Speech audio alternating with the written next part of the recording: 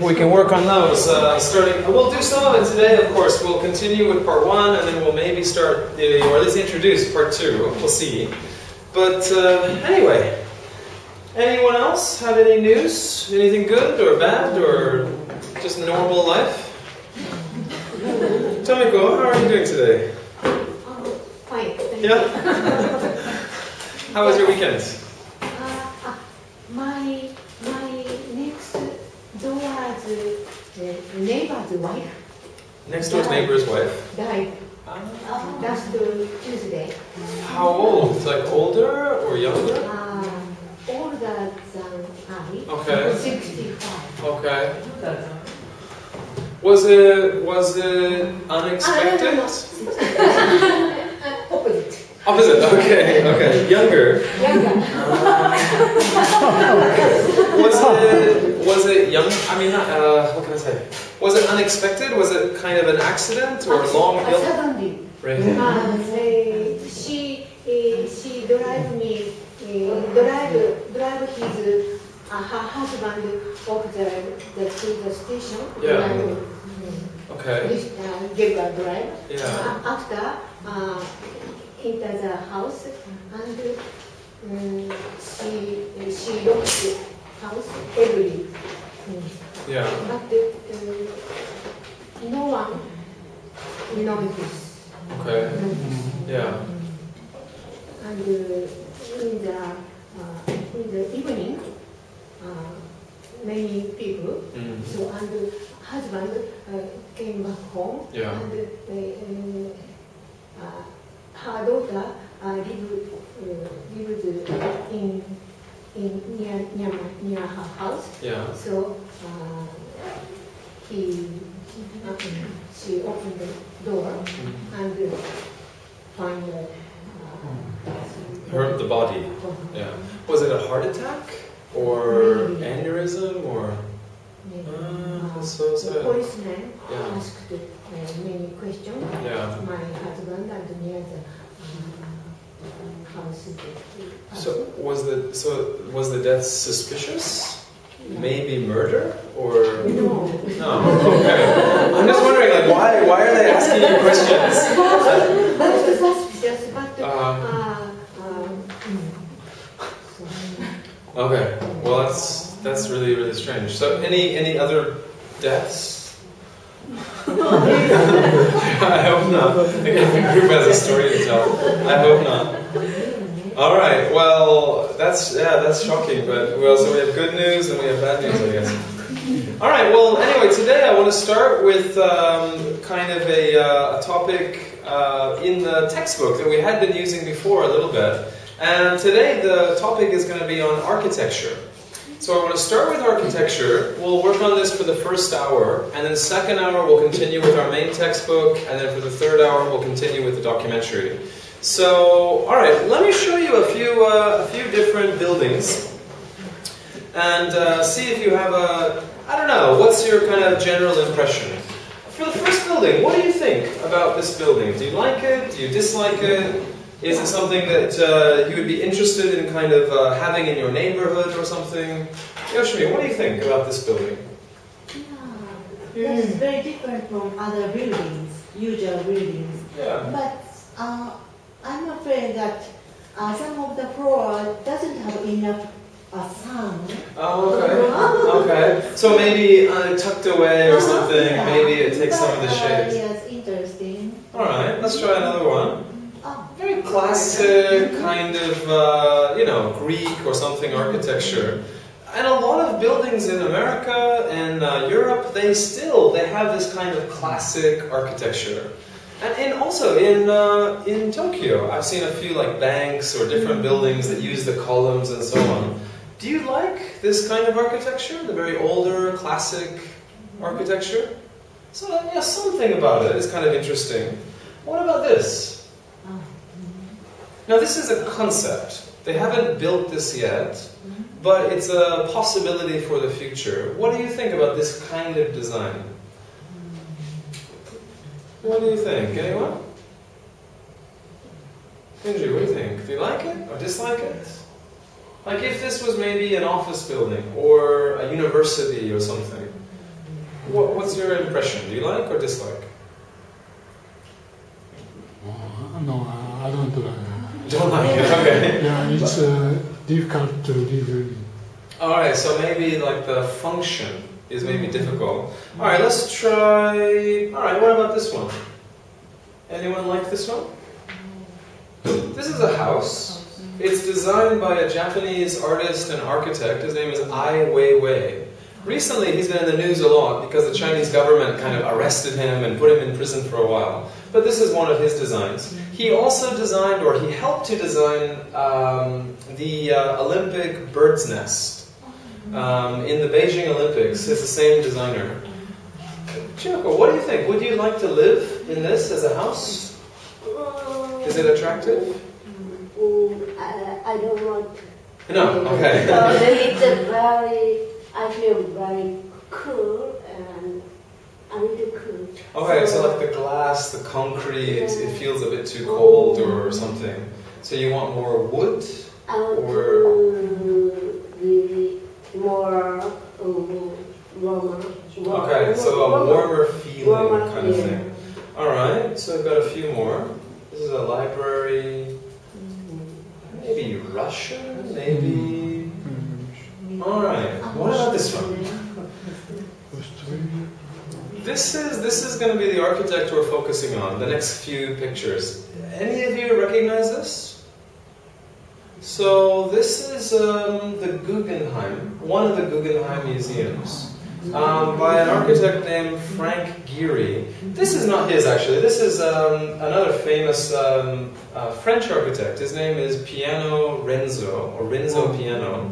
He also designed the Osaka airport, and then in Paris, the Modern Art Museum, the Pompidou, he designed that as well. And this is the newest building in London. This is called the Glass Shard. It's the tallest building in Europe, and I think it's kind of interesting.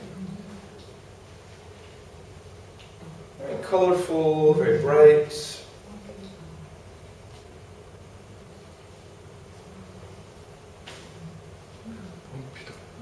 Alright, this is in Kobe, and this is a Japanese restaurant, and it's also designed by Frank Gehry. So it's kind of like a giant, I guess, koi fish or carp or something.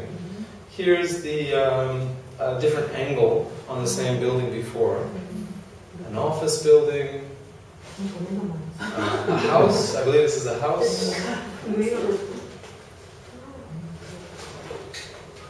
This is, I believe this is in MIT, in Boston maybe. This is in New York. I don't know, did you see? Maybe no? This is the tallest residential building in the world. So for office buildings and so on, you know, you're bigger, you're taller. But for people living inside, this is the tallest. This is in Manhattan.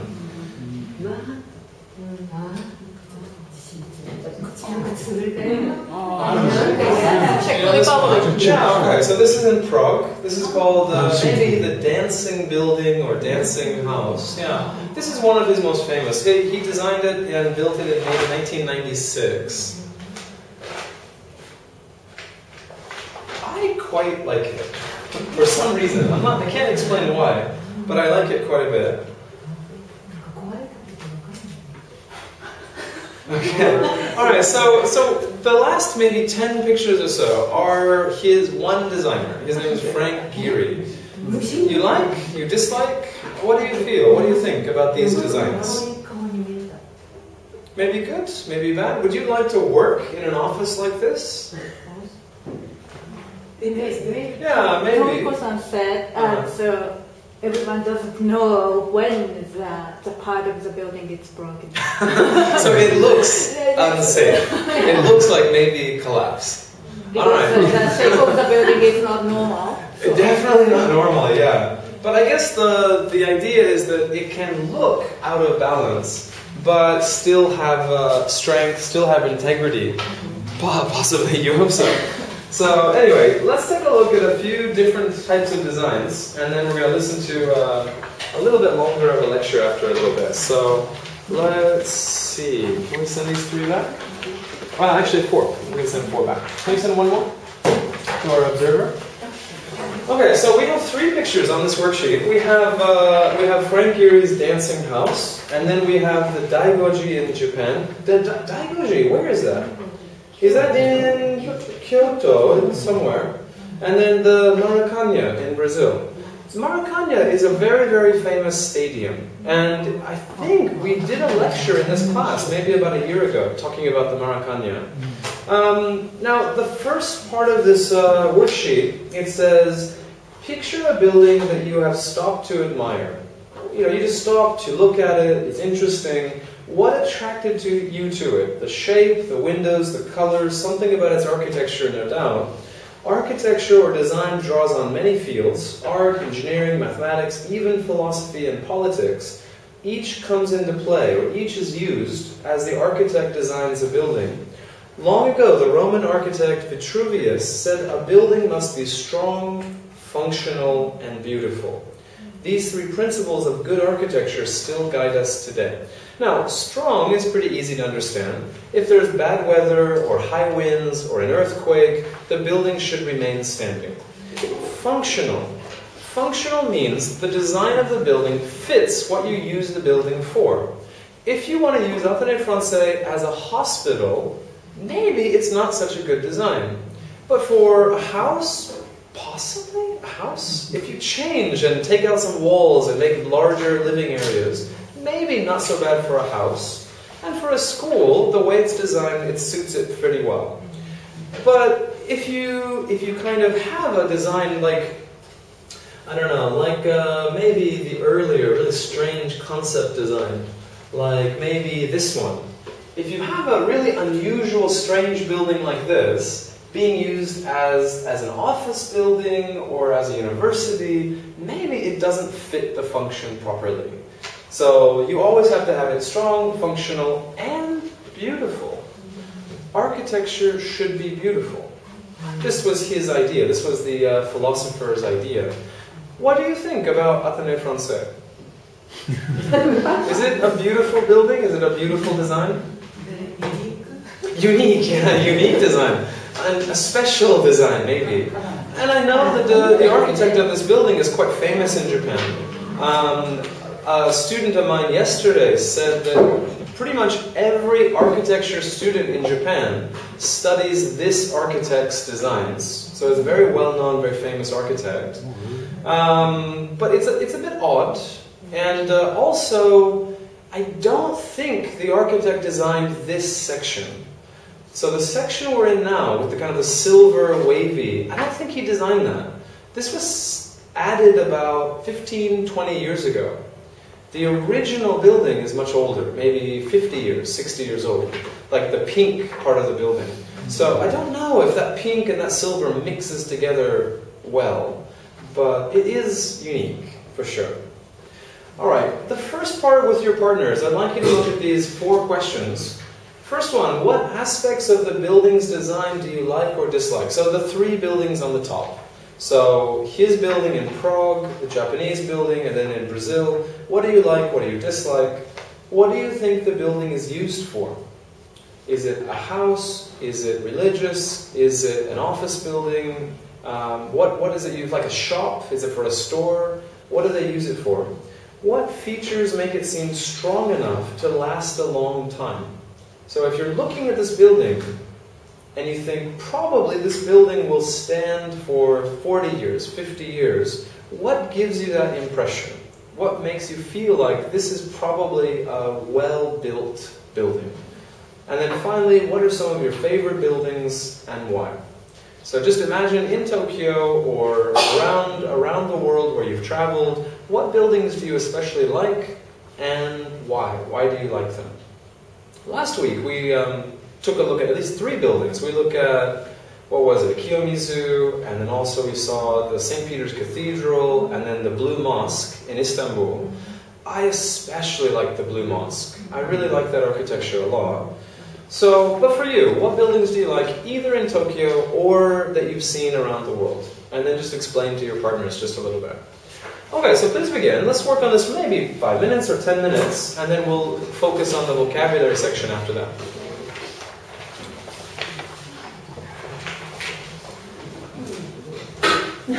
If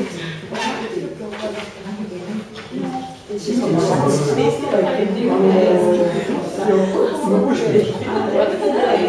sorry to interrupt you. I'm not sure how far you're getting, but the last question was talking about favorite buildings. And yesterday I was talking to one of my classes, and I was asking, do you know any famous Japanese architects? Because a lot of the kind of superstar architects you hear about are either European or American or something. Do you know any Japanese architects? Quite famous?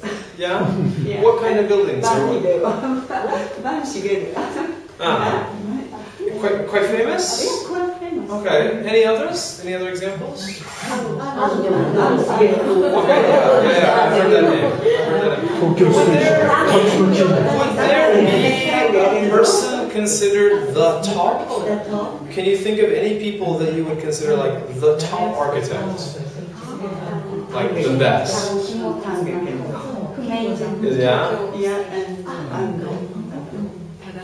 In the States, probably the top would be Frank Lloyd Wright. So, for example, like these are a few of his examples, so some of his buildings.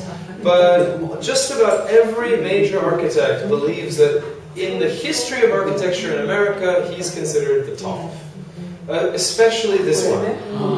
Especially Falling Water is considered kind of his masterpiece for his architecture. For Japanese architecture, I found an architect that I thought was quite interesting. His name is Jun Mitsue, and he designed this building. This is in New York, but he designed a very similar one in Yurakusho, near the Mikimoto building, near Pantams. Very similar. This is his, which I think is kind of interesting. And then this one, I really like this one. It's called the Yellow Diamond, but I thought it was quite interesting. In Harajuku, the H&M building, this one, he designed this one as well. It's called Ice Cubes. It's kind of a stack of ice cubes, and I thought that was kind of interesting design. He also designed this in Shinjuku, which I think is kind of interesting design as well. They have something very similar to this in London, but I don't know if he designed both of them or just this one. But he didn't design this, but this is the Mikimoto building in Yurakusho. And they have a similar one to this in Motisando. And then again, he didn't design, but I really like this one. I would love to live here, but I don't want one. They're very small apartments. I want maybe 6 or 8, all linked together. I'd really like to live there. It's really interesting design. So this is near Shibuya Station. So anyway, those are some of the buildings that I like. Now turn the page. I want to take a look at the vocabulary for a little bit of time. We have on page 73, we have 10 basic vocabulary, and then we have some word families that I'd like to concentrate on. Alright, the first one, aesthetics, foundation, inspirational, intended use, and sound. These are the first 5. Aesthetics are dealing with ideas of beauty, ideas of good design. So down below from our list, we would probably match it to D, artistic value.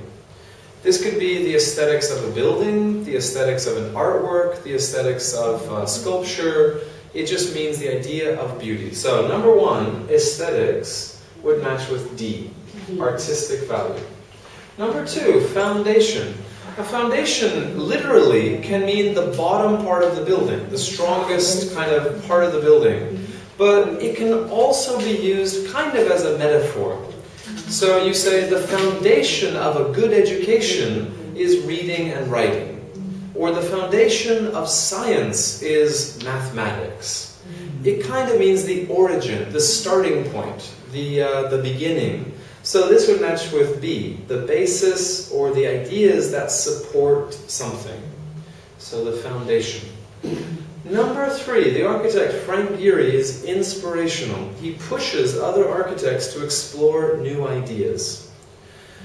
The best one here in our list would be A, causing others to do or to produce something. Inspirational. But I think we can take a look at a few other possibilities. Let me see if I can find in our dictionary really quick. Alright, inspirational. Is that going to be good? Let's look up some synonyms. So, inspirational. Alright, inspirational is not working. It's only giving us from the Bible, and there's a lot more. Alright, this would be close. Synonyms. So, encouraging or motivating. That would be a really good close one, motivating. Because it means that if you, let's say you're a student who practices the piano, and you're practicing, you're getting kind of tired, you're getting kind of bored, then you go see an amazing solo piano concert, and after the concert you feel like, oh, I really want to practice, I really want to do more, I really want to try hard. You would say it was an inspirational concert. If you're an architect, and you're getting a little bit bored and too traditional, and you see Frank Gehry's designs and think, wow, I want to do something like that. I want to design buildings like that. You say he's inspirational. So motivating or encouraging would be really, really close in this kind of meaning. Number 4, intended use. Intended use would be C, the reason for the building. Like, why are you building this? Is it for a house? Is it for the school? Is it for selling something? What are you going to use it for? And then number 5, a little strange, structurally sound. To say that a building is structurally sound means that it is built to last a long time. Alright, now they're using it for just a building, but you can use this for even your health, your body. This would be E, in good condition or strong. If you talk about a person, you say he is mentally or physically sound. It just means they're healthy and they're mentally normal. They're mentally okay. Sometimes you hear this in like a legal language. So maybe if a criminal does some crime, they want to know, is this a normal person or maybe they have a mental illness? If they have a mental illness, we have to treat them a little bit differently. But if they're normal mental situation, we can put them into the court case kind of as a normal average person. So, what was it? Several months ago in, where was it? Denver, in Colorado, a man went into a movie theater and shot lots of people. You have to decide, is this, obviously they're crazy in a certain way, but did they know what they were doing? Are they basically normal, or are they mentally ill? And then you have to decide, you know, how do you go about proceeding with the trial? So mentally sound means mentally normal or healthy. All right, next section, we have 6, 7, 8, 9, 10. We have dynamic, met the objective, principle, stress, and utilize. Dynamic has a lot of different meanings. And so if you look in the dictionary, you're going to find a lot of different things. But here, dynamic is matching to I. Exciting, interesting, full of energy. I'm sure most of you have heard the word charismatic, right? If you hear someone speaking, you say, Obama is very charismatic, or some person is very charismatic. Dynamic is a synonym. You use this a lot to describe people. Lots of energy and power and force and so on. But if you say a building is dynamic, it kind of means the same thing. You're not speaking, but it has a power. It has something exciting about it. Number 7. A building must serve the needs and purposes of the people who use it. If the building does this, then the architect has met the objective. This would be F, achieved the goal. So your objective and your goal, it's the same. If you do what you're trying to do, if you have some test or some exam and you study hard and you do it, you pass, you say, I met my objective. Or the architect met his objective. The sports team met their objective. It just means to get your goal, to make your goal happen. Number 8, aesthetics is a difficult principle to agree on because people have their own taste. Alright, principle. Here it would match with G. So it's a rule or a set of ideas. And we talked about this last week. Everything is very subjective. What's the best design? What's the best look? What's the best thing? Everybody's subjective, so it's difficult to decide what is good aesthetics. Maybe when this building was first designed, or maybe, I don't know, do you like the building across the street? It's kind of, now it's covered in ivy, it's kind of got that a little bit unusual look to it. And then the building across there, very simple, very regular, a little bit unusual color maybe. But is it good looking? Does it look nice? Maybe. When it was first built, I'm sure people had a very different idea than they do today. People's taste changes. So it's hard to decide one principle, one thing. Number 9, Frank Gehry's designs often use irregular angles. It's important to stress, however, that the designs are still structurally sound. So stress. Stress usually is talking about you have a bad day at work, you have lots of things to do, your kids are crying, and you get lots of stress in your body, mental stress. But here, if you're making an argument, or if you're talking about something, stress means to emphasize, to highlight, to make people notice this point more than other points. You say you're stressing something. So this would be J, to emphasize. And then the last one, Frank Gehry was resourceful because he liked to utilize chain link fence, plywood, sheet metal, other building materials that were easily available to him. To utilize simply means to use. So this would be H, to use something effectively. Often this would be talking about utilize your time properly. So if you have some free time, do you waste it playing video games? Do you study hard? Do you do something useful? You say you're utilizing your time well. So that's a fairly common way to say it. Alright, turn the page. Let's take a look at one more section and then we'll take a break. This section is looking at four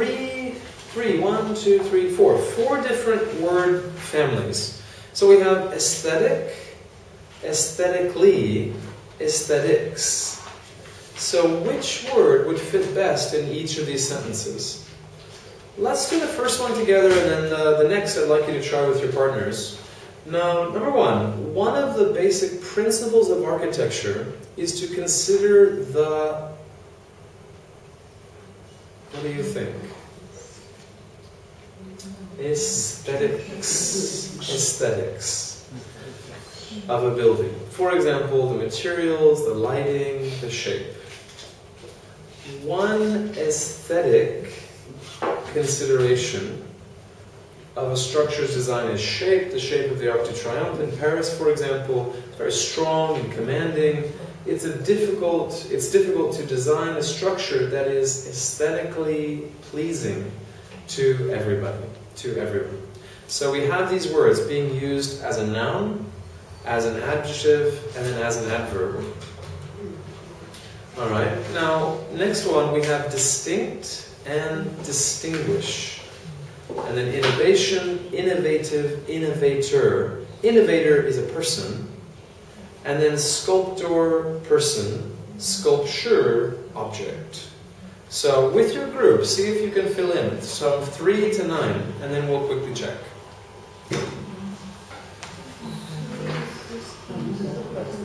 Yeah,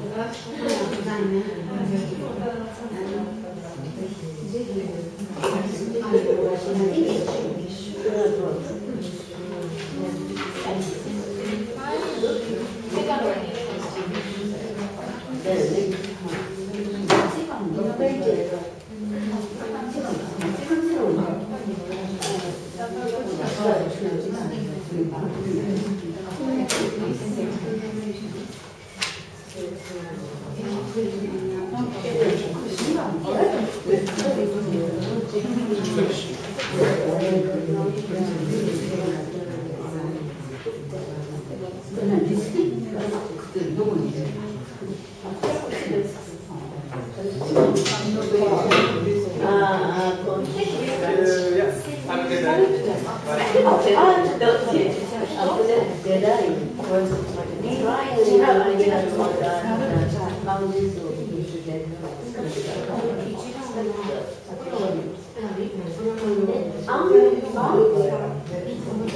so architect would be the noun, so we need an adjective. Which one is it? 6? 5? Okay, so if he is considered we want a noun that's going to be the same as a person. So, an innovator. So he's considered an innovator. Yeah, all these. It's the same thing. A lot of people say Steve Jobs was an innovator. So any person that kind of is very new and interesting and unusual, creator, is an innovator. And then innovative, yeah, so the adjective. Your noun. Yeah.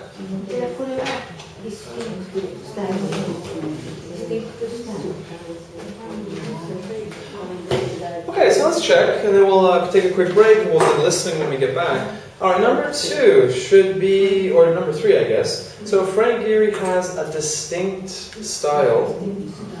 It's not difficult to distinguish his works from that of other architects. Number 5, Frank Gehry is considered an innovator. Trying new ideas is at the foundation of his work, or his designs. An innovative architect, and a fairly recent innovation means to go green. So a lot of buildings, you can't simply have an interesting building design. Now it's very important that it doesn't take a lot of energy, it's very good insulation, things like that. Do you know, in Tokyo, which building do you think is maybe the worst for energy use? There's one building that is far worse than just about any other building in Tokyo. Main government building. You would think so. Actually, it's Roppongi Hills. Roppongi Hills.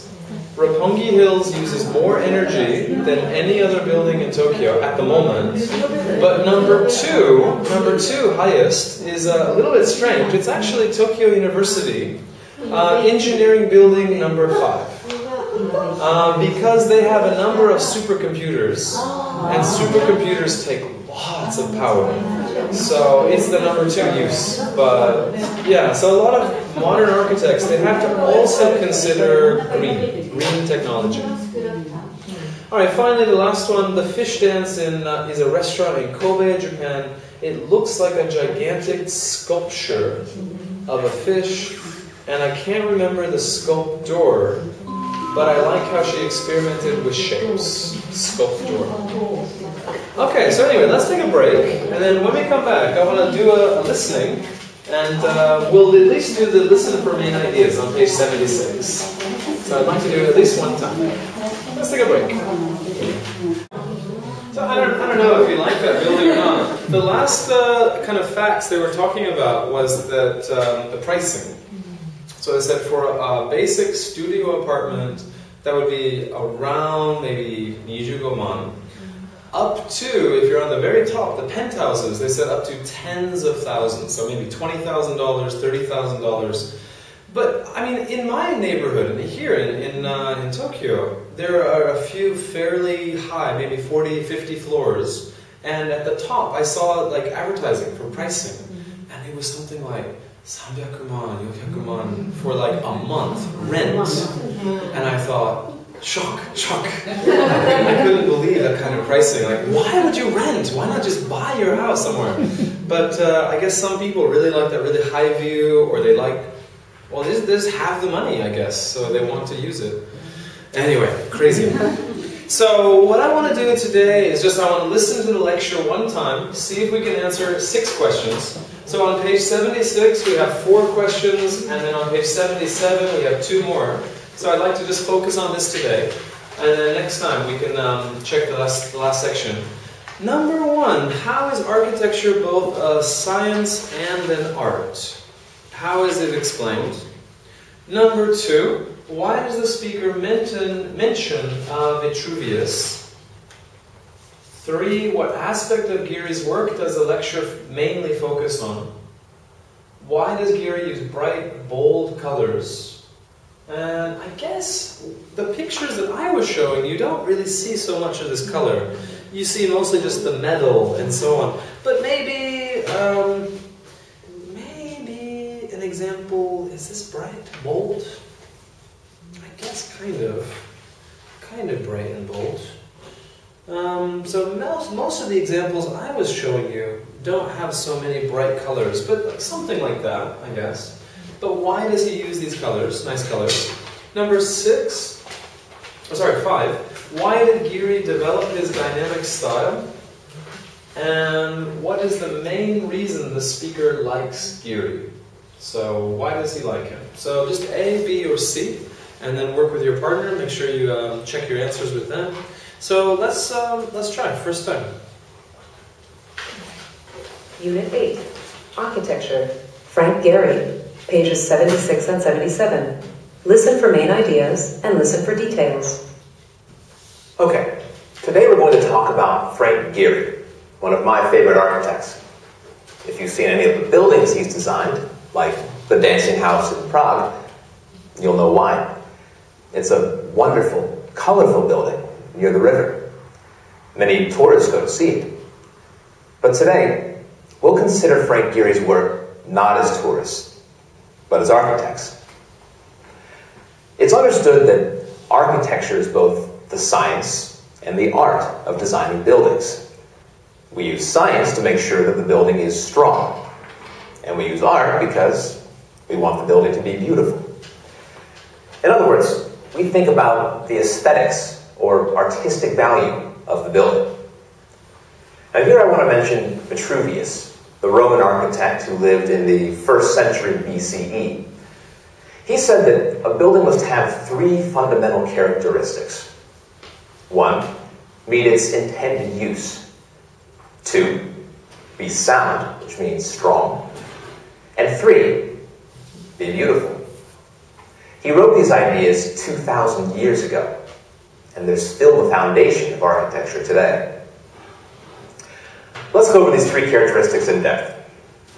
First, a building must meet its intended use. Architects would think about the reason the building is being built as they design it. For example, the intended use for a school is a place to learn, right? Here, architects must ask themselves, what type of design is best for both students and teachers? Second, a building must be structurally sound. What do I mean by this? I mean the design must follow these basic principles. Is it safe? Will it last a long time? Will it protect people from bad weather? Architects agree that a building must be able to do all of these things. Third, a building must be beautiful. Aesthetics is a harder principle to agree on, and buildings last a long time if they're built properly. And so something built 50 years ago may not be considered beautiful now. Styles in architecture change, like with clothes or cars. All right, to highlight what I've said thus far, in addition to meeting the intended use, a building's design must also be structurally sound and aesthetically pleasing to people. Is everyone clear on this? Now I'd like to shift to talking about Frank Gehry's work and how he applied these 3 characteristics of architecture. Have any of you seen his buildings? Like the Walt Disney Concert Hall in Los Angeles, or the fish dance restaurant in Kobe, Japan? That looks like a gigantic fish. I see a few hands, great. Then you'll know what I mean when I say his style is very distinct. He was an architectural pioneer who wasn't afraid to try new ideas. His designs are exciting and inspirational because they push us to explore the possibilities. Specifically, how can we describe his style? I can think of 3 words: resourceful, playful, and innovative. It's resourceful because of the building materials. It's playful because of the bright colors and fun designs, like his store in Venice, California with giant binoculars at the entrance. And it's innovative because he said goodbye to traditional architecture and experimented with new ideas. Now let's look at these 3 descriptions one at a time. Resourceful. 1970s, Gehry started utilizing simple building materials in his designs, like sheet metal and plywood. In fact, he's famous for using chain link fence, the kind of fence you see around construction sites to keep people out. I'm sure you've all seen it around a building being built.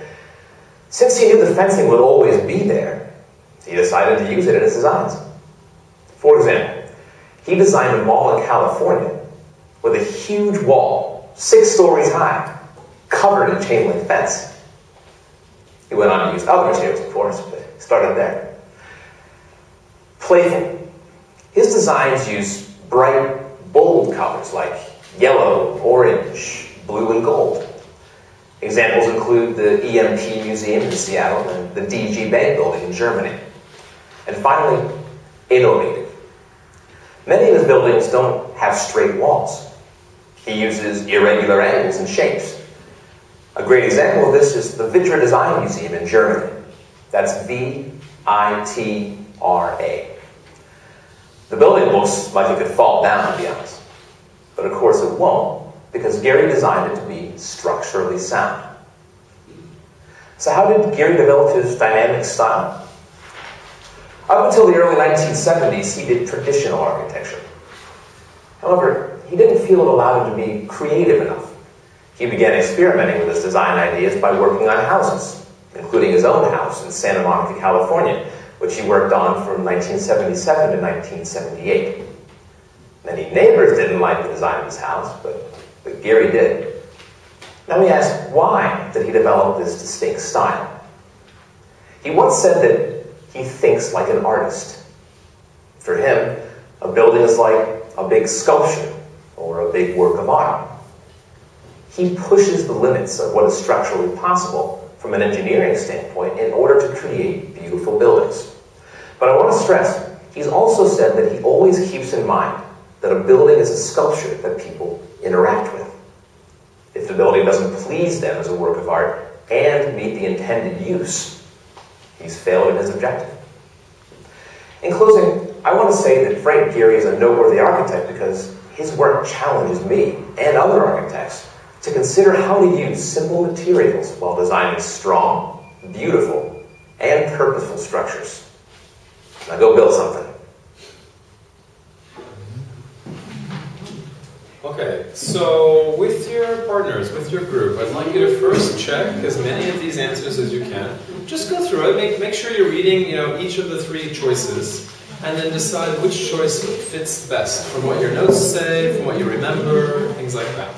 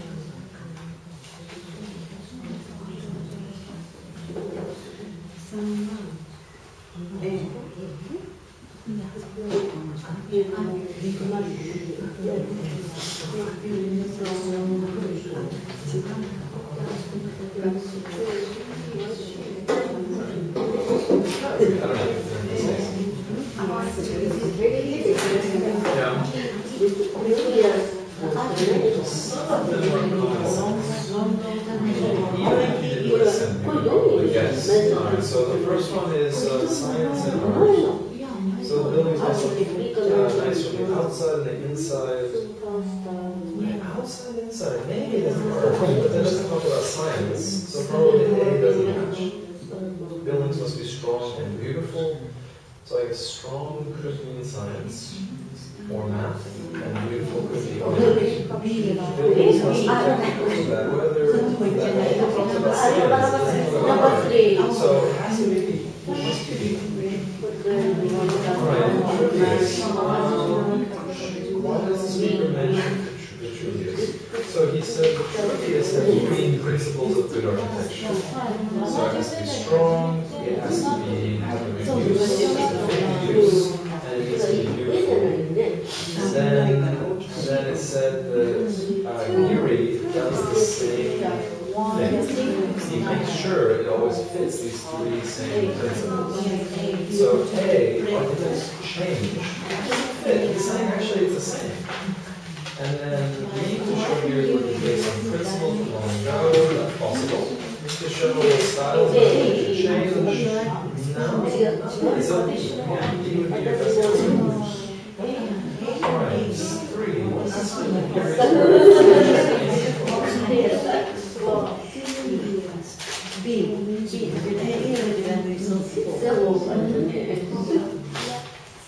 yeah, C. It's the second son. But actually, at the end of the lecture, he said that Gary's buildings in the 70s were very normal, traditional architecture. Then he decided to start changing and being different. But in the beginning of his career, it was really to the normal, average career. So yeah, let's see. Alright, why does he use bright colors, bold colors? Yeah, it's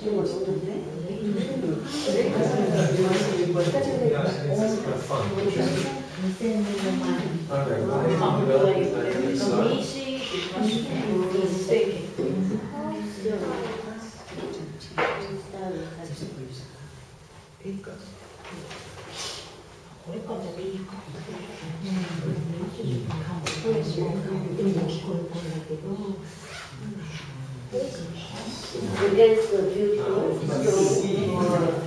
was directly mentioned. He said traditional wasn't creative enough. It was just too restrictive. And then the last one, main reason for Nelson would be yeah, innovative and resourceful. Yeah, that's the best.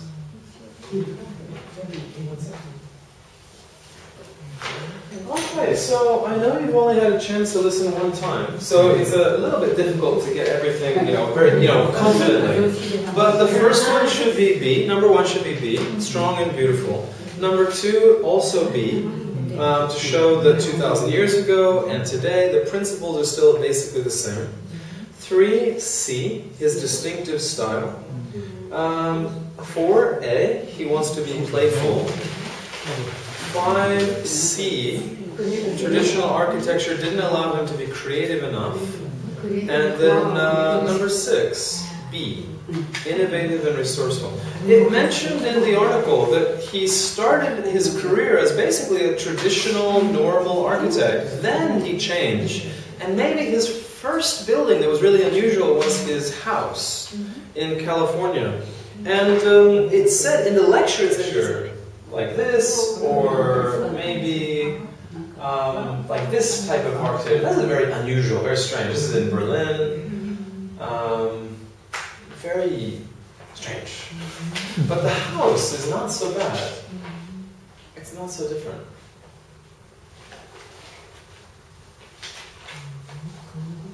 Okay, so anyway, what you can do is you can use the website. The audio is on the website now. If you can't access it, then I can give you a copy later on, but it's on the website now. And so if you want to see if you can listen one more time or 2 more times, or just from your notes or memory, you can also try the details. So this is just true or false, and you can attempt this. Okay, so let's go ahead and finish with architecture for today. I'd like to continue with our main text, and today we're on page 68 and 69 maybe. So we have about 25 minutes before the break. I think maybe we can finish 68 and parts of 69. 68 is talking about new ways or some different ways of emphasizing, giving emphasis. So what we have at the top, we have language focus 2. It says different ways of giving emphasis. So, do you often lose things? What? What about the people you live with? Read the conversation between Hannah and Dan. What has Hannah lost? So, anybody in the groups here, do any of you lose things regularly? Lose your keys, lose your phone, lose your wallet? Do you lose things? Yeah? Okay, here we go, yeah. What do you lose? What kind of objects? Hats. Okay, so losing hats, keys, and mufflers as well. Okay, so a variety. Anyone else? Anyone lose things? Often losing things. I noticed a lot of students in Athene are often leaving their like dictionaries. Very often, they maybe put them inside underneath the desk and then forget about them. So I've had people leave dictionaries here maybe 10 or 15 times. Mobile phones 5 or 6 times. It just kind of, you finish the class and you just kind of get things ready and leave, and often leave something behind. It's pretty common. But this is a conversation between Hannah, Dan, they're probably a couple, married couple. So Hannah, she says, "This is annoying. Where did I put my keys? Not again. Have you looked on the kitchen table? I've looked everywhere. Hannah, you're hopeless." Thank you. Sarcasm. Thank you. I suppose it's too much trouble for you to help look for them. Oh look, here they are under the magazine. Well, that just goes to show you need some kind of system for where you put things. You're always losing things. It's ridiculous. You've got a nerve. You lost all your credit cards the other day, and I found them for you. Yes, I know, and I'm grateful to you. But you need to get yourself organized with keys. Alright, now, does this conversation make sense? Yeah, it's fine. It makes sense. It's a fairly normal type conversation. However, all of these places where there's a little bit of an arrow, you could add extra words, or you could slightly reword the sentence to add a little bit more emphasis, to show that you're very upset, or you're angry, or you're frustrated. There are some possibilities. So, for example, in the first line, "Oh, this is annoying." Maybe "this is so annoying." That would be really common. Or "this is very annoying." So annoying, very annoying. Where did I put my keys? Now that's fine, but there's a really common sentence, especially when you're looking for something. It's very common. It's not one word, it's actually a phrase. Probably, I'm guessing, "Where on earth?" Where on earth did I put my keys? This is really common. Both British English and American English, they'll actually, it's emphasizing, I can't find, you could say, "Where in my house are my keys?" That's fine. But if you say "where on earth," it's showing that I have no idea where they are. So it's kind of it's a very common stock expression. Lots of people say this. Not again. Have you looked on the kitchen table? I've looked everywhere. Hannah, you're... Okay, now we can change this a bit maybe. Could be you are completely hopeless. Maybe completely. What else? Any other ideas? Anything else that could fit?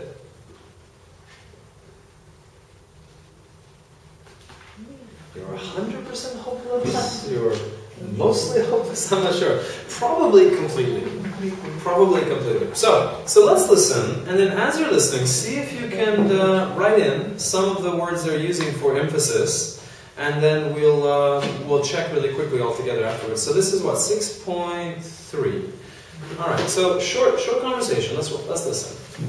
Module 6, Recording 3. Oh, this is so annoying. Where on earth did I put my car keys? Not again. Have you looked on the kitchen table? I've looked everywhere. Hannah, you really are hopeless. Thank you. I suppose it's too much trouble for you to help look for them. Oh, look. Here they are, under this magazine. Well, that just goes to show. What you need is some kind of system for where you put things. You're always losing things. It's absolutely ridiculous. You've got such a nerve. It was you who lost all your credit cards the other day, and it was me who found them for you. Yes, I know, and I'm extremely grateful to you. But you do need to get yourself organised with keys. Alright, so the first two I was correct. The second and third one I was wrong. So this is so annoying. Where on earth did I put my keys? Then Hannah, you really are hopeless. You really are something. That's a fairly common way of emphasizing. Next one. Well, that just goes to show you what you need is some kind of system. What you need is to concentrate more. What you need is to work harder. What you need is to do something. It's a fairly common way of showing more emphasis as well. Alright, so let's go back. Let's listen again. Module 6, Recording 3. Oh, this is so annoying. Where on earth did I put my car keys? Not again. Have you looked on the kitchen table? I've looked everywhere. Hannah, you really are hopeless. Thank you. I suppose it's too much trouble for you to help look for them. Oh, look. Here they are, under this magazine. Well, that just goes to show. What you need is some kind of system for where you put things. You're always losing things. It's absolutely ridiculous. Alright, so it's absolutely ridiculous. Absolutely ridiculous. Next one. Got such a nerve. It was you who lost all your credit cards the other day, and it was me who found them for you. Yes. Okay. This is more of a British way of saying things. For example, nerve. I don't know, it doesn't sound quite as American to me as British. You've got such a nerve. You've got such a nerve.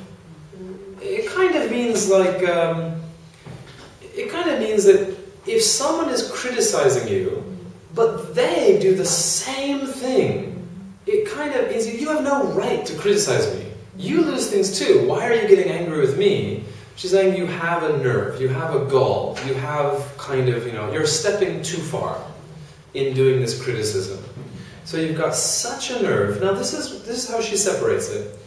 She says, it was you who lost all your credit cards, and it was me who found them for you. So she's making this point. You did this, and I helped you. So it was you who lost all your credit cards the other day, and maybe it was I, or it was me, who found them for you. I know, and I'm extremely grateful to you. But you're always losing things. It's absolutely ridiculous. You've got such a nerve. It was you who lost all your credit cards the other day, and it was me who found them for you. Yes, I know, and I'm extremely grateful to you. But you do need to get yourself organised with keys. Okay, and I'm extremely grateful to you, but you do need to get yourself organized with keys. You do need to do something. Alright, so these are all fairly common ways of trying to add a little bit of extra focus, a little extra emphasis. Let's listen one more time, all the way from the beginning, and then I want to take a look actually at the practice section. Module 6, Recording 3. Oh, this is so annoying. Where on earth did I put my car keys? Not again. Have you looked on the kitchen table? I've looked everywhere. Hannah, you really are hopeless. Thank you. I suppose it's too much trouble for you to help look for them. Oh, look. Here they are, under this magazine. Well, that just goes to show. What you need is some kind of system for where you put things. You're always losing things. It's absolutely ridiculous. You've got such a nerve. It was you who lost all your credit cards the other day, and it was me who found them for you. Yes, I know, and I'm extremely grateful to you. But you do need to get yourself organised with keys. Alright, yeah, he doesn't seem very fair in this thing, does he? Alright, now, before we go to the practice, actually, if you can turn in your worksheets to the back, I want to quickly go through some of the grammar. So on page 149, so we have module 6, we have the articles, and then in section B, it's talking about a few different ways of giving emphasis. So I want to quickly go over these, and then I want to go back to the practice. All right, the first one is we're going to talk about the intensifiers. Intensifiers are usually used just with strong adjectives. So, absolutely, completely, really, so. These are all fairly common. It says, we use these words to add emphasis to adjectives, but the adjectives usually must be strong adjectives. You know what that means? So if you say, I'm absolutely cold, it doesn't really fit, it doesn't really match. Cold is kind of a neutral adjective. But if you use an adjective like freezing, absolutely freezing, or today is absolutely boiling, you know, very hot, that's okay, that's normal. But with neutral adjectives, you don't usually use them. So absolutely and completely are usually used only with ungradable adjectives. For example, fantastic, awful, etc., which already describe an extreme or absolute quality. So the weather was absolutely perfect, the second half of the match was absolutely awful. On the next part, we have another 2 or 3 examples. Far. Far is used for emphasis with to. So it's far too expensive, far too much trouble, far too much work. It's a very common way. Both British and Americans use this. So far to and then something. So I went to the shop, I was looking at a new computer, but they were all far too expensive, or something like that. For section 2, it says the use of auxiliary verbs, so like do or does. This is mostly British English. I think it's mostly British English. I don't hear Americans use this so much. So we often add an auxiliary verb in the positive for emphasis. Your father does make me laugh. So your father makes me laugh is fine, but if you want to really say, you know, it's kind of like an extreme situation. He's always making me laugh. He really makes me laugh. He does make me laugh. Very, very British, I think. We also use auxiliary verbs in the positive to emphasize a contrast. So Donna is a vegetarian, but she does eat fish. It's a little... Is that vegetarian? I don't know. I think vegetarian is no. It's kind of like, I'm a vegetarian, but I do eat meat. What? Doesn't make sense, but yeah, if you're using a contrast, you know, I don't drink tea, but I do drink coffee. It's that kind of use. Number 3 is talking about cleft sentences. So it says the usual word order for a sentence in English is subject, verb, object, and sometimes an adverbial phrase. So I like your sense of humor most of all. However, if we want to add emphasis that we like his sense of humor more than anything else about him, we can use a cleft sentence that begins with a what clause. So, what I like most about you is your sense of humor. What I like best about Tokyo is the food. What I like best about my wife is her beautiful smile or something. You can use this kind of what clause, and this is changing the grammar slightly, but you can use it fairly well.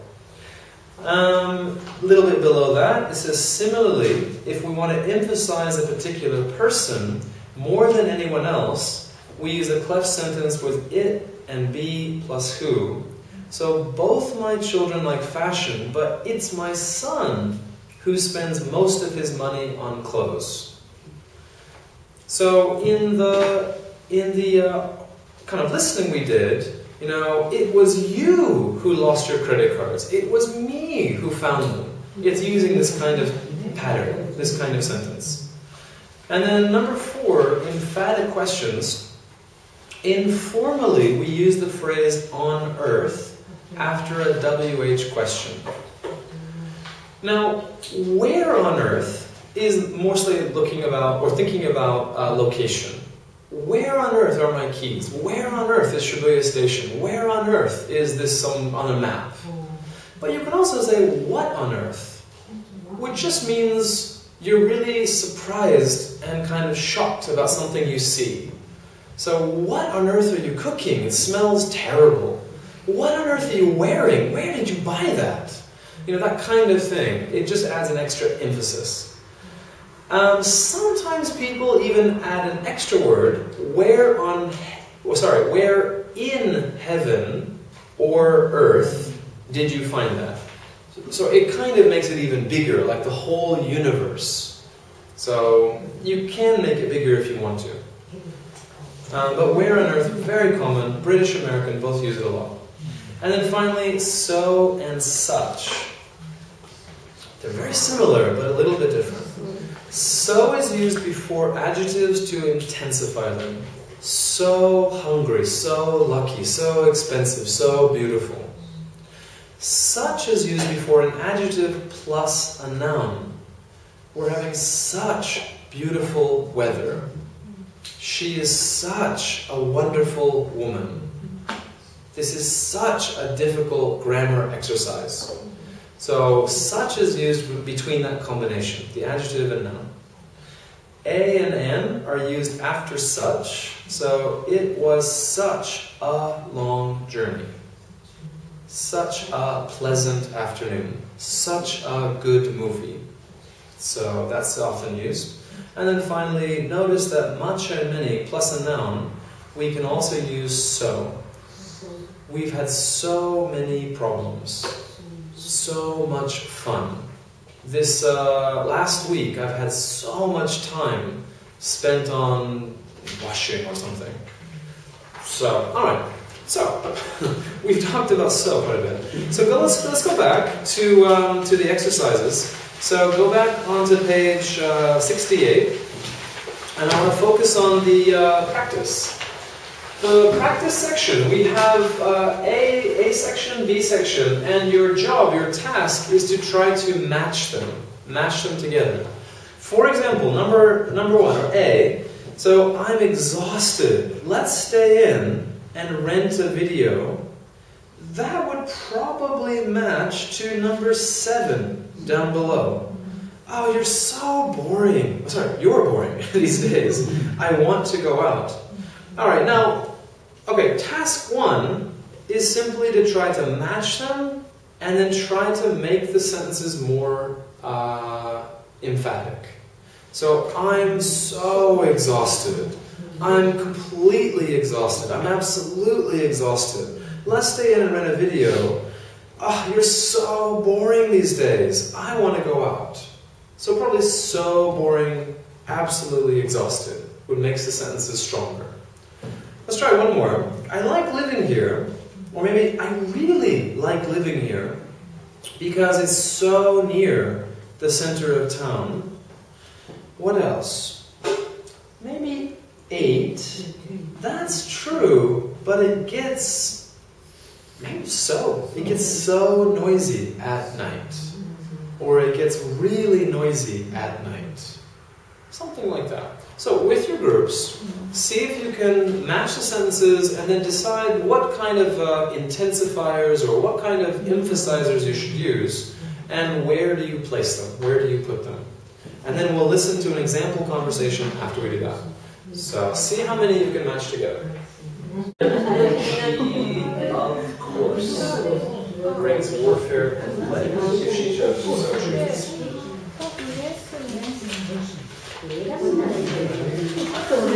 This level, is it about right?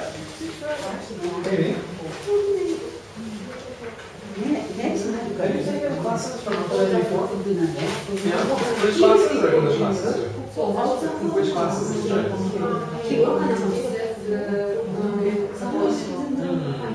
Which one? She teaches quite a few. Well, anyway, if you want, you can try this as well. Actually, I have an extra copy, so if you want, you can have the first 2 episodes.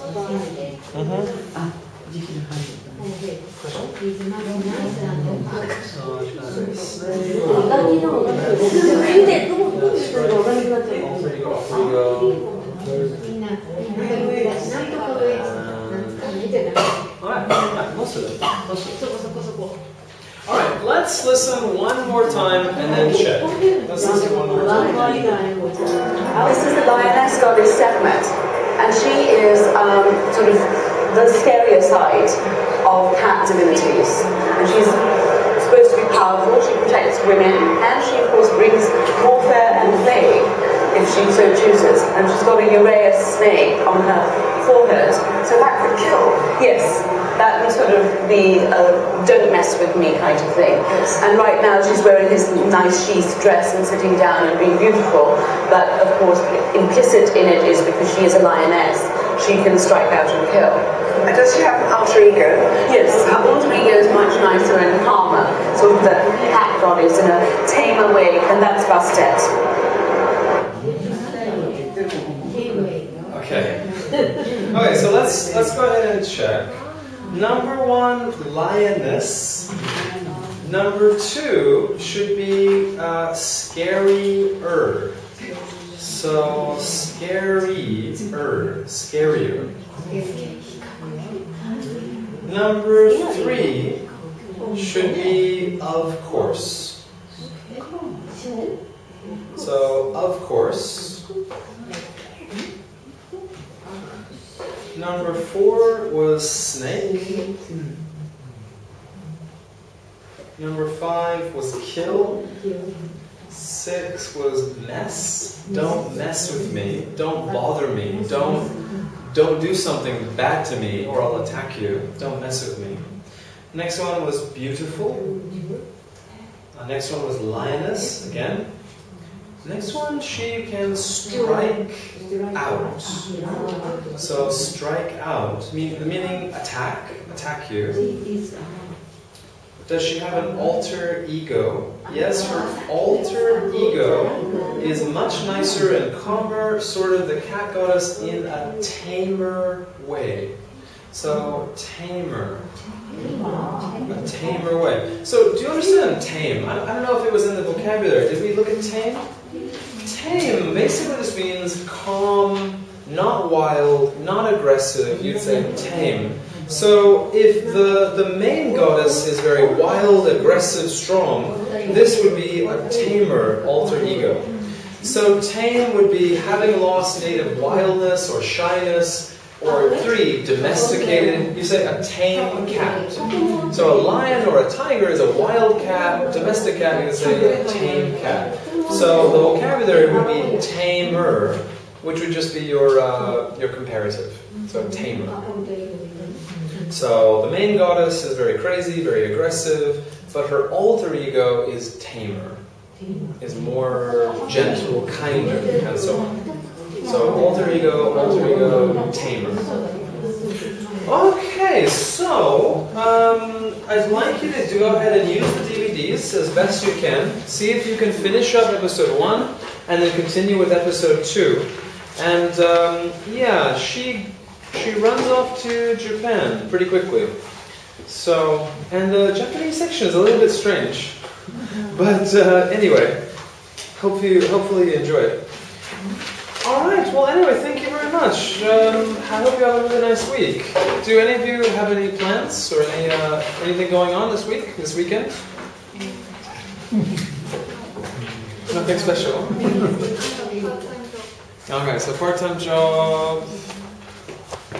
Anyone else? When are you going? The weekends? Are you going to do a day trip or are you going to stay the night? Onsen. I haven't been to onsen for years. Yeah, it would be really beautiful. I was going to go to onsen on March 12, 2011. My wife had planned a birthday, because March 12 is my birthday. So my wife had planned a really nice kind of onsen, ryokan trip. And then the day before, earthquake. So we cancelled, and then I haven't been to onsen since then. So enjoy, have a nice trip. I'm very jealous. So, all right, anyway, have a nice day. I'll see you next week, and yeah, good luck.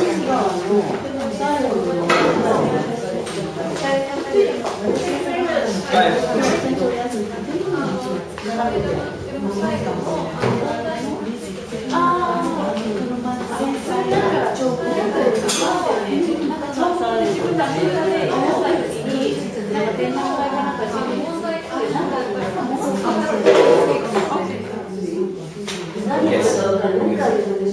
Okay, why don't we go ahead and listen to their sample question. So I was kind of explaining before, the ways of adding emphasis, there are several different ways, a lot of different combinations. It kind of depends on how much emphasis you want to give. Like just a little bit or like a lot, a strong emphasis. So there's a lot of combinations. They're going to give us kind of a sample answer. So this just says, listen, compare your answers with the recording. Do you have something similar? Do you have something really different? So let's just listen one time, compare your ideas with the book, and then we'll take a break. Hey, I'm absolutely exhausted. Let's stay in and rent a video. Oh, you're so boring these days. I want to go out. B. I really like living here because it's so near the centre of town. That's true, but it gets pretty noisy at night. C. Thanks for everything. We've had such a nice evening. You're welcome. Come again soon. D. I suppose you want to see Liz. No, actually, it was you I wanted to see. E. Why on earth are we inside on such a beautiful day? Well, it was you who wanted to spend the day at a museum. F. Oh, this tooth is so painful. You know, you do need to go to the dentist's. G. What's all this broken glass? What on earth have you been doing? Don't blame me. It wasn't me who broke it. H. Okay, so it wasn't me who broke it. So that cleft sentence. Your friend was really lovely. I do hope you'll invite him again. Yes, I will. I think he really enjoyed the evening as well. I. Come on, let's go to that new club. Look, I really do think it's time we went home. It's nearly 3. J. I really think you ought to apologise to her. Why on earth should I apologise? It wasn't me who started the trouble. Okay. So, anyway, so this was their ideas, but you could have a few different combinations, of course. So, let's go ahead and take a break, and when we come back, I'd like to continue on a few more sections from Catwoman, number 1, and then if we have time, we'll maybe begin number 2. We'll see if we have time. So anyway, please take a break, and we'll continue, we'll finish the chapter next week, I think. Should be able to.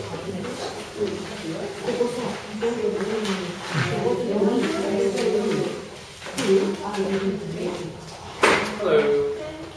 Are you observing? Yes. Okay, please come in. Take a seat. We're just taking a break though. So, but if you want to take a seat, if you want to sit down here.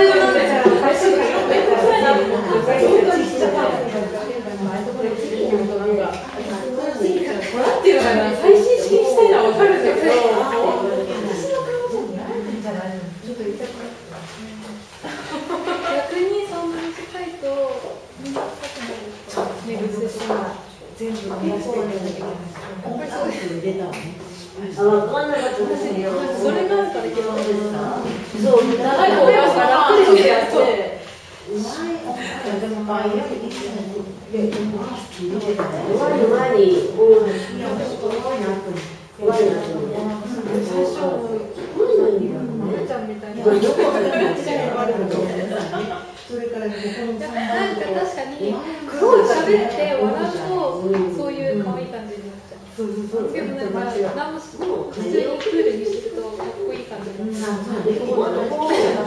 ごいしょうがない来たら。に聞こえたんだけど。ね、いたらブランディングいいや。なんかちょっと写真撮ってきて超見たいんだけど。なんか最近連絡なくてどうなるんだろうって思って。個人にしたら普通の20最後のちゃんから27にじゃあここ一緒かもしれない。現在形がちょっと最後後で来ない。来週の21日の午前中の授業を受けてから行って、で、でもこの場合はトランキーの日が27日に日帰りで、泊まらないとちょっと遊びに行って、28日に戻ってきて、29日に1週間ぐらいで9日で。でも、あそこにビルに聞こえました。すごいめっちゃ言うから、教えてもらおうと思って、そのベンダーの上だっけ、みんなの人がすごい写真が楽しみで、フェイスブックとかしてるんだけど、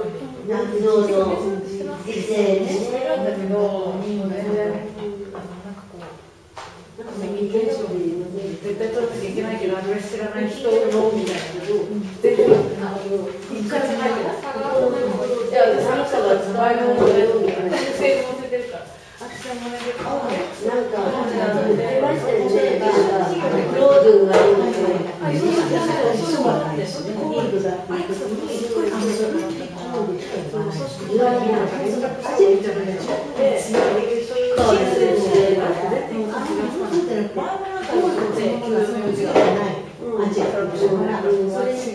強調しない。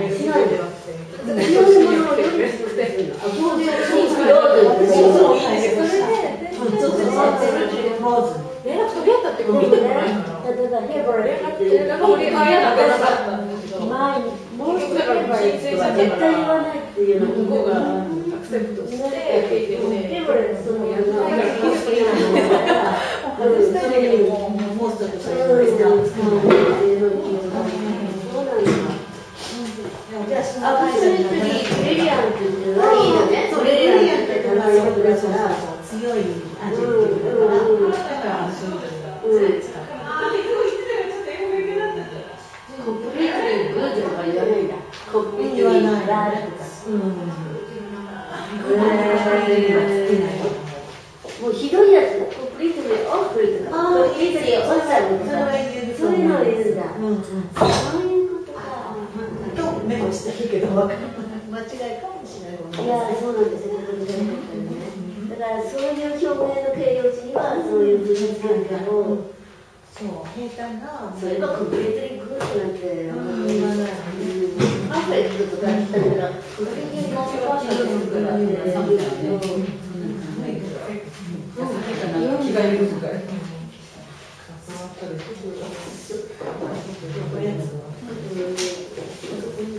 あ、もう一回やります。な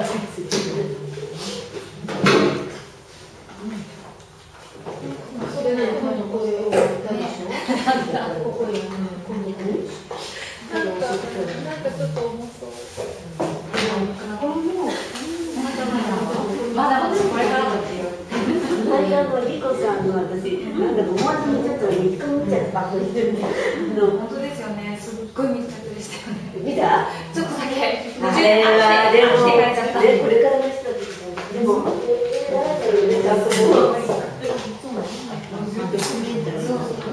すごかったですよ。あれ。すべてですもんね。すごくあそこまで。ね。言ってたよね。でもあの人って嫌でしょ。ちょっと私もあそこ全部嫌の意味ね。これからですよね。確かに。まあ、その前にリコのとか言って、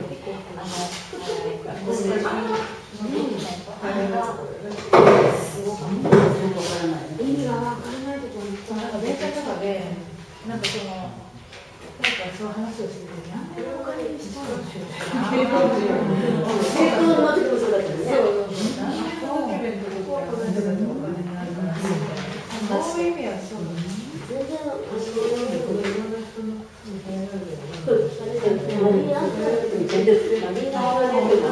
あそこでみんながもう小松先生でブランディング彼だ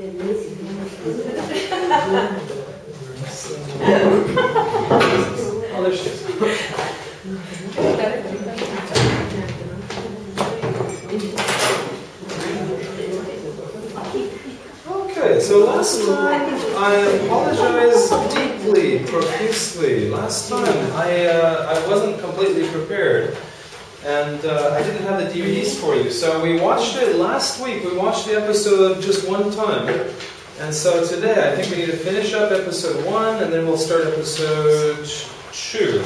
So did you need one of these? And then I think you need one, just an example. And then Takaku, you need one as well, right? Okay, so everyone else had a copy? It's cold, please, if you want to turn it on. Do you want to turn it on? Yeah, go ahead, that's no problem. Alright, so what we did last time with episode 1, we took a look at some of the vocabulary, and then we did just the first section, right? We did just this kind of filling in the missing spaces. So this section was when she was in Belgium. She was in the Belgian town, and she was talking about how the witches and the cats were often put together in the same category. The witches were burned, the cats were sometimes thrown off the buildings and so on, just really horrible. And then, so we kind of finished that section. Now part 2 is true or false. It's just looking at true or false. First question, in the West, a cat is now unofficially the most popular pet in the world. 2, Joanna's main goal of her journey here is to discover the reason as to why cats divide people so much. Joanna says that people say you choose a dog, but a cat chooses you. She strongly agrees. Joanna says that in cat shows in the West, such as the one she visits in Milton Keyes, are an ultimate expression of our modern obsession with cats. Joanna thinks that the cat parade in Belgium is pretty harmless in the beginning, though rather surreal. 6. Joanna says that it was only in the old days during the witch hunt when people believed that cats had some kind of magical as well as mysterious powers. Now we simply adore their cuteness in cat shows. 3,000 years ago in Egypt, wild Armenians' cats first became human company. Most cats in Cairo have owners, though they wander outside freely. Joanna is impressed at how well the feral cats are treated by the people of Cairo. Feral just means wild. A wild animal, a feral animal. Number 10, as the human civilization increased by the Nile, it was beneficial for cats as well as for early Egyptian farmers, since the cats hunted vermin in grain silos. Vermin basically means rats. Rats and mice and things like that. A grain silo is a place where the farmer will store the grain after harvest. And 2 more. So Joanna tells us that in all the tomb paintings, cats always sit underneath men's chairs. And according to a story, the Egyptians used to take cats for hunting, probably to get them to catch birds. Alright, now this true-false section is spanning the entire episode. So I don't know if we want to watch all of this again. It's about 12 minutes. But maybe we can do at least the first 4 or 5 together, and then we might start the new episode, and then for homework, if you can finish this up with the DVDs. So let's watch at least the introduction one more time to the first episode. See if we can answer these questions. I think we can answer maybe 1, 2, and 3 just in the first introduction. So let's start this again. Let's watch this introduction one more time, and then maybe we'll shift. A quiet and Let's go back just a little bit. And then maybe we'll start up the next one. So just part 2, and then maybe just the first 3 or 4 questions. See if you can catch the answers. So, unofficially, the most popular pet. Why do cats divide people so much? And 3, you choose a dog, but the cat chooses you. True or false? Does she agree with that? Okay. In our homes, cities and towns, on our sofas and laps, a quiet invasion has been taking place. The cat is now officially the most popular pet in the Western world. In Britain alone, it's reckoned there are 12 million cats. A vast, softly purring army which it seems we are utterly powerless to resist. And yet, for thousands of years, no creature has divided us quite like this one. Are they regal, or simply cold and remote? Devoted pets, or as irrepressibly wild as their big cousins? How am I to capture the essence of this puzzling creature, one that so many adore, and so many others find deeply unsettling? To do that, I'm turning cat detective. Unraveling this feline enigma everywhere, from the magical tombs of ancient Egypt, how brilliant, it's all done by reflection, to a bizarre medieval cat festival in Belgium.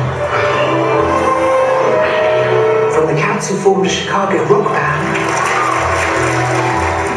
to a cat in fancy dress.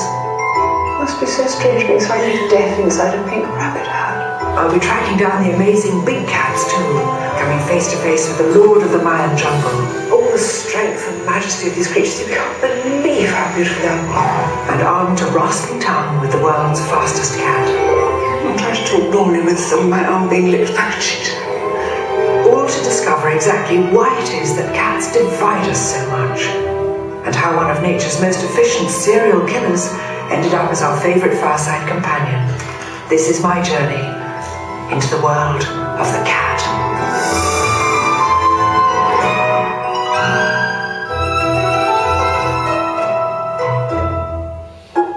Okay, we can answer the first 2 questions from this one. So, question number 1. In the West, the cat is now unofficially the most popular pet in the world. False. It's officially the most popular pet. So in England alone, about 12 million people. And then of course in Japan, Japan loves cats. You have cat cafes. I mean, where you just go and pay some money for coffee and you can pet cats everywhere. It's amazing. And then 2, Joanna's main goal is to discover the reason as to why cats divide people so much. True. She says, why is it that some people love them, some people hate them? All over the world, cats divide people. And this is quite true. A lot of times in the States, to discover someone's personality, like in Japan, maybe it's blood type. You know, what's your blood type? But in the States, it's very common. Are you a cat person? Are you a dog person? This is a fairly basic personality question. So there is a really big divide. I'm a dog person. My wife is a cat person. My mother is a cat person. My father is a dog person. My brother Sean is a cat person. My brother Jason is a dog person. My sister doesn't like both. But I mean, there is this kind of separation. Some people like cats, some people like dogs. They prefer, they choose. All right, so number 3, I think she's going to mention it here, this next section. So let's continue. My journey begins here, at home, and it begins with a confession. We don't have a cat. Well, not anymore. For 18 years, we had a gorgeous cat called the Bee. When he died, I missed him more than I could ever have imagined. I still think about him every day. We even gave him a little gravestone. People say that you choose a dog, but the cat chooses you. And people say that cats are aloof. Well, I don't know about that. All I know is that the Bee, our beloved cat, was much more than a pet. He was a friend. We loved him dearly. And you know, I think he loved us dearly too. And yet, I wonder if I ever really knew the Bee, any more than I know the neighbourhood cats that now wander through our garden. Unlike dogs, so much of what cats do is secret and nocturnal, mysterious. It helps to explain why some people find them so disturbing, and why so many others find cats irresistible. But where does this deep divide spring from? First stop on my journey, a cat show in Milton Keynes, to find the true aficionados, the ones whose absolute faith in cats is beyond doubt. In the West, cat shows like this are the ultimate expression of our modern obsession with cats. Hello, darling. Yes, I like cats. I'm a dog person, but I like cats too. Alright, 3 and 4, we can answer this. Number 3, she says, people say you choose the dog, but the cat chooses you. True or false? True. Do you believe it? Do you think it's true? It seems like it. It seems that a cat is much more selective. You pick up a dog, you say, come here, and the dog just, almost anybody is friendly to it. But a cat is much more picky. A cat, you know, doesn't like everybody. They choose the person. And I think that's one of the reasons why people are so devoted to their cats. Because they know, you only like me, you don't like everybody. Where a dog likes everybody, kind of thing. Most dogs. So this is number 3 is true. Number 4 is also true. So she said that the cat shows like this one are the ultimate expression of our modern obsession with cats. Let's go back just a little bit, see if you can catch that. In the West, cat shows like this are the ultimate expression of our modern obsession with cats. hello, darling. Yes, And you could see why. Was there ever an animal quite as beguiling as the cat? Or as adorable as a kitten? Called what? Scylla. Scylla Block. Right in the neck of that. Beautiful blue eyes and a slightly Barbara Streisand look. I think it's absolutely fantastic. Over the years, we've engineered around 100 breeds of cat. From green eyes to blue, from long hair to no hair whatsoever. And what breed is she? She just famous. It's a Turkish man. This is a Singapore cat. Very bright, very lively. Okay, let's actually go ahead and stop there. So for the true and false, you kind of get the measure, and it's going step by step through the episode. So if you can use your DVDs and watch again. If you turn the page to section 3, part 3, we have a few more specific details.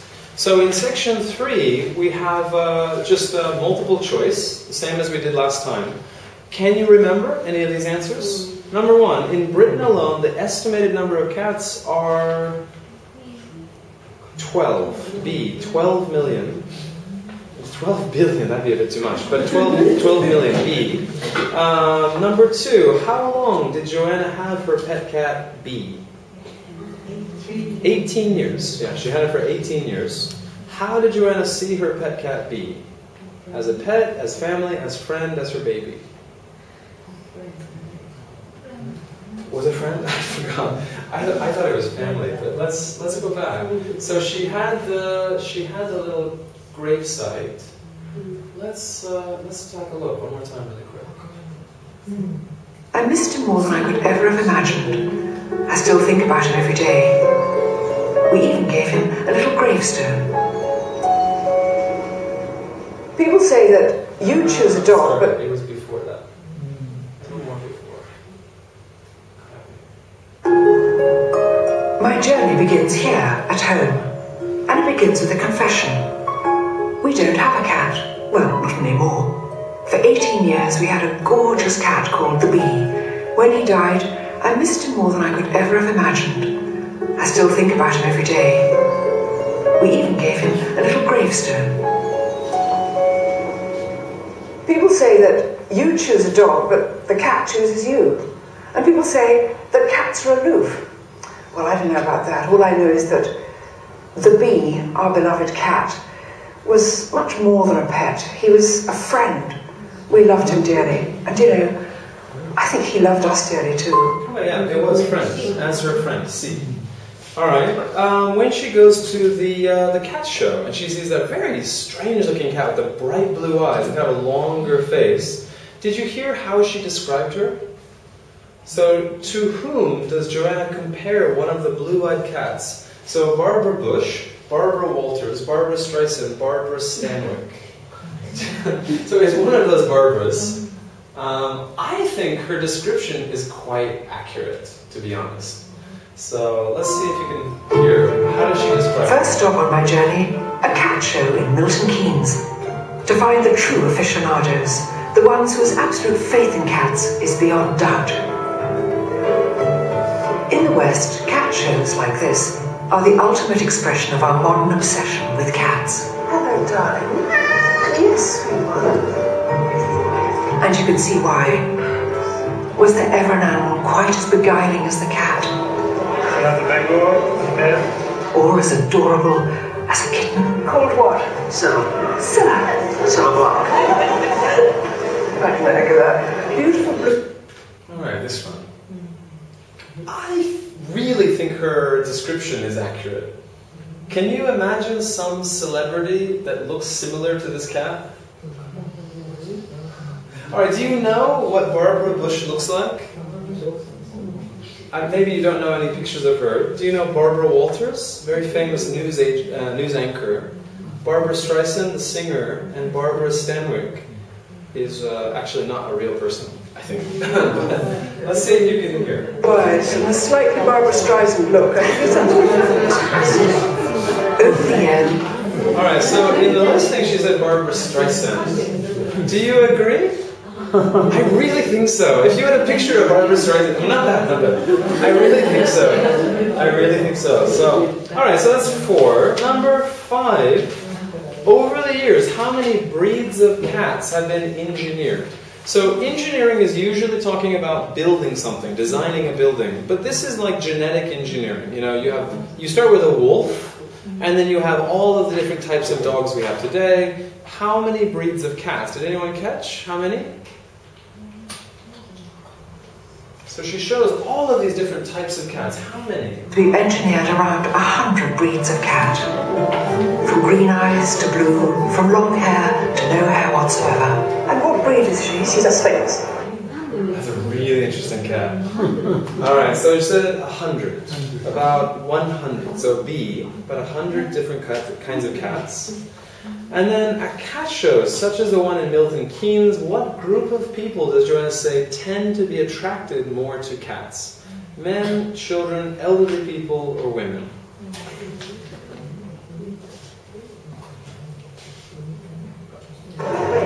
Turkish man. This is a Singapore cat. Very bright, very lively. But look around any cat show like this, and you'll notice something which has never changed. It's women, not men, who are least able to resist the lure of the cat. Hard to believe that a few hundred years ago, many of these women, including me, might have been burned at the stake, along with their cats. Because the terrible truth is, despite thousands of years of our deepest devotion to cats, there's a very dark side to our feline obsession. Alright, so she said women. Most of the people that seem very enthusiastic about cats are women. Alright, so I'd like you to finish this section as well for homework with the DVD.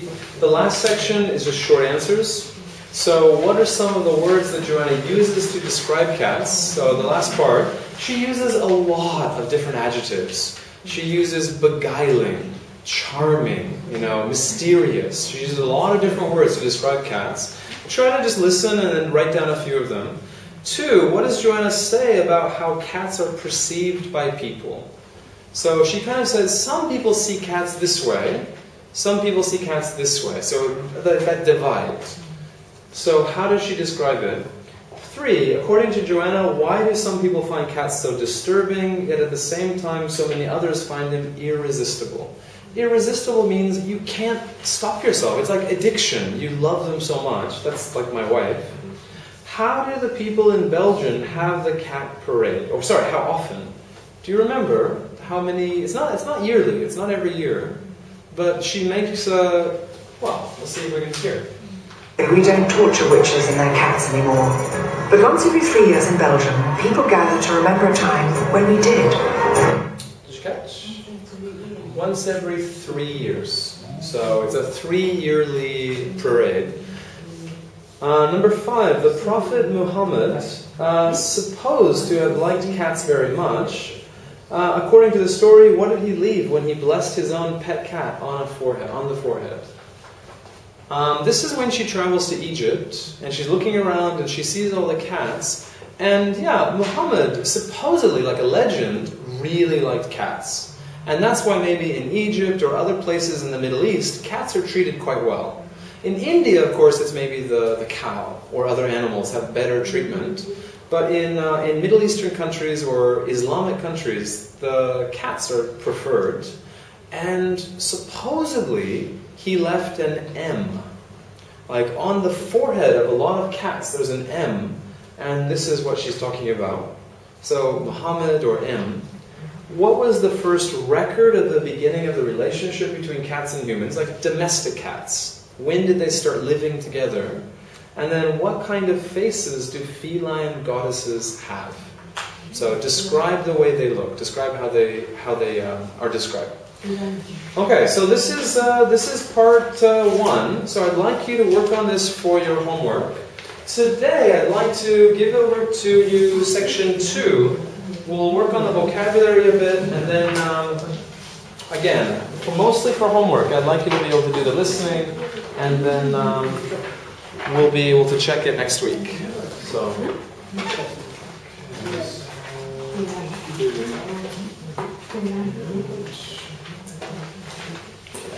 Okay. Alright, so first of all, let's quickly go through the vocabulary. There's about 2.5 pages. Not so many pages. So 2.5. Number 1, warfare. Warfare just means the act of fighting, the act of making war is warfare. A plague, we talked about this maybe in the other documentary when she was in Greece. A plague basically means a very deadly, widespread disease. So in Europe, the Black Death, the bubonic plague, was probably the worst. Mess with, if you mess with something. If you tell someone not to mess with a person or thing, it kind of means don't get involved. Don't become involved with this person. So don't mess with them. Stay away, stay separate. Mess with in American English also sometimes means teasing. if you tease someone. Let's say you have a cat that's kind of sleeping peacefully and a little kid takes a little stick and starts kind of poking it or kind of teasing it. You'd say he's messing with the cat. Implicit. Implicit is similar to explicit, but it's a little more subtle. Explicit means you say something very directly, very clearly. Everyone understands. Implicit is you say something in an indirect way. This is very common when you're maybe in politics or when you're a diplomat. You don't want to say things so directly. It's been indirect. You say implicit. Strike out just means to hit, to attack. Alter ego. It's a little strange, but your alter ego is the other side of your personality from the one which people normally see. So your usual personality that you show your friends and your family and your neighbors, that's what most people think of you. But sometimes you maybe have a different type of personality. Alter ego is also used for times when maybe someone is like split personality, mental illness. Or the story, do you know Dr. Jekyll and Mr. Hyde? Have you ever heard of that story? Dr. Jekyll and Mr. Hyde, I forget the writer, it's a British novel about, I guess Dr. Jekyll was kind of a nice, respectable, normal, good person, but sometimes crazy killer would come out, and that was Mr. Hyde. This would be an alter ego, if you have an alter ego. Statuesque. Statuesque means looks like a statue, often describing a person. If you see someone that their shape or their form looks like a statue, you say they are statuesque. I don't know if you know the football player Cristiano Ronaldo. Many people say he's statuesque. He looks like a Greek god. They're very impressed with him. So statuesque. Sublime just means amazing, wonderful, beautiful. This can be music, this can be art, it can be food, anything really high quality you can say is sublime. Quintessential kind of means stereotypical. It's a very perfect or typical example. So you can say maybe this particular man is quintessentially Japanese. It means all of the stereotypes about Japanese people, he is this stereotype. So no differences, no changes, quintessential. Self-indulgence. Self-indulgence is the act of allowing yourself to have or do things that you enjoy very much. It means you have a temptation, you have a desire, and you don't fight it. You don't say, no, I shouldn't eat one more cookie, I shouldn't do that one more time. You allow yourself to have fun, you allow yourself to enjoy. That's called self-indulgence. So, being on a diet would be the opposite. Exquisite. Exquisite is a very strong adjective, just means very beautiful, very pleasant, very nice. Often delicate.